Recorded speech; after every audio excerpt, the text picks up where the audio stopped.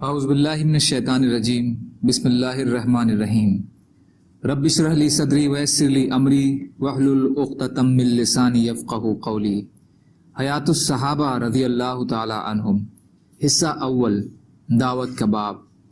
حضرت عمر بن خطاب رضی اللہ تعالی عنہ کا مشقتیں برداشت کرنا۔ حضرت ابن عمر رضی اللہ تعالی عنہ فرماتے ہیں کہ جب حضرت عمر بن خطاب رضی اللہ تعالی عنہ اسلام لائے تو انہوں نے پوچھا کہ قریش میں سب سے زیادہ باتوں کو نقل کرنے والا کون ہے؟ انہیں بتایا گیا کہ جمیل بن معمر جمحی ہے۔ پھر حضرت عمر صبح کو ان کے پاس گئے۔ حضرت عبداللہ بن عمر رضی اللہ تعالی عنہ فرماتے ہیں کہ میں بھی حضرت عمر کے پیچھے پیچھے گیا۔ میں یہ دیکھنا چاہتا تھا کہ وہ کیا کرتے ہیں۔ میں بچہ تو ضرور تھا لیکن جس چیز کو دیکھ لیتا تھا اسے سمجھ لیتا تھا۔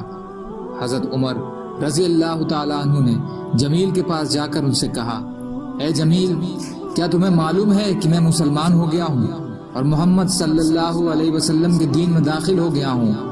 حضرت عبداللہ رضی اللہ تعالی عنہ فرماتے ہیں کہ یہ سن کر جمیل نے حضرت عمر رضی اللہ تعالی عنہ کو کوئی جواب نہ دیا بلکہ کھڑے ہو کر اپنی چادر گھسیٹتے ہوئے چل دیا۔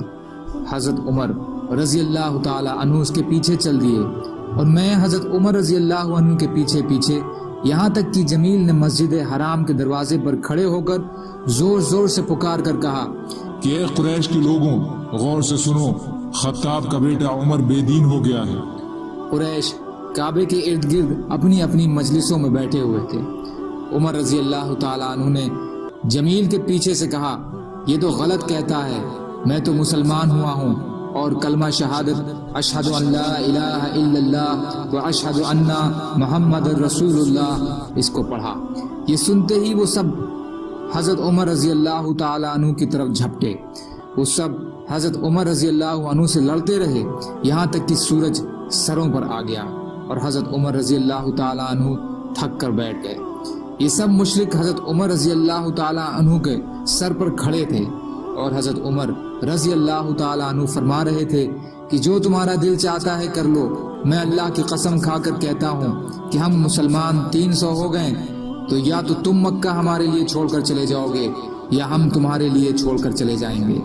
حضرت ابن عمر رضی اللہ تعالی عنہ فرماتے ہیں کہ یوں ابھی ہو ہی رہا تھا کہ قریش کا ایک بوڑھا آدمی سامنے سے آیا جو یمنی چادر اور دھاری دار کرتا پہنے ہوئے تھا۔ وہ ان کے پاس آ کر کھڑا ہو گیا اور اس نے پوچھا، تم لوگوں کو کیا ہوا ہے؟ لوگوں نے کہا، عمر بے دین ہو گیا ہے۔ اس بوڑھے نے کہا، ارے چھوڑو، ایک آدمی نے اپنے لیے ایک بات پسند کی ہے، تم اس سے کیا چاہتے ہو؟ کیا تم سمجھتے ہو کہ قبیلہ بنو عدی اپنے آدمی حضرت عمر کو ایسے ہی تمہارے حوالے کر دیں گے؟ اس آدمی کو چھوڑ دو اور چلے جاؤ۔ حضرت ابن عمر رضی اللہ تعالیٰ عنہ کہتے ہیں کہ اللہ تعالیٰ کی قسم، اس بڑے میاں کے کہتے ہی وہ لوگ عمر رضی اللہ تعالیٰ عنہ سے ایسے چھٹ گئے جیسے کہ ان کے اوپر سے کوئی چادر اتار لی گئی ہو۔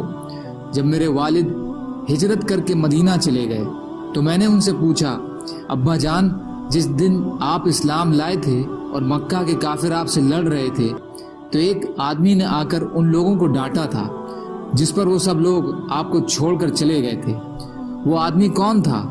حضرت عمر رضی اللہ تعالیٰ عنہ نے فرمایا، اے میرے بیٹے، وہ آس بن وائل سہمی تھے، وہ آس بن وائل سہمی تھے۔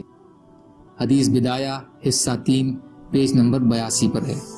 حضرت ابن عمر رضی اللہ تعالیٰ عنہ فرماتے ہیں کہ حضرت عمر رضی اللہ تعالیٰ عنہ گھر میں خوف کھائے بیٹھے ہوئے تھے کہ اتنے میں آس بن وائل سہمی ابو عمرو ان کے پاس آیا۔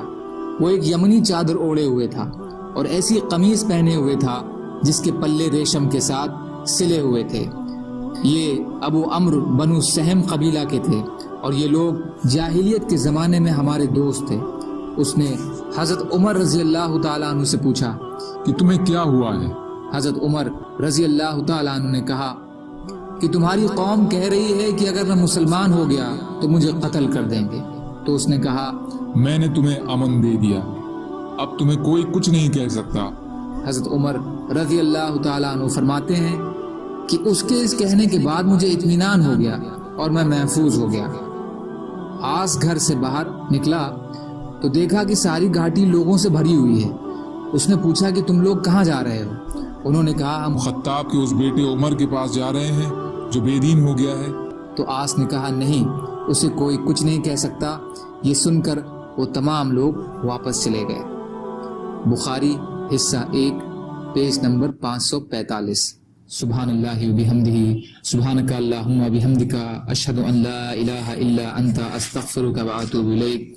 سبحان ربک رب العزت عما یصفون، وسلام علی المرسلین، والحمد للہ رب العالمین، برحمتک یا ارحم الراحمین، لا الہ الا اللہ محمد رسول اللہ۔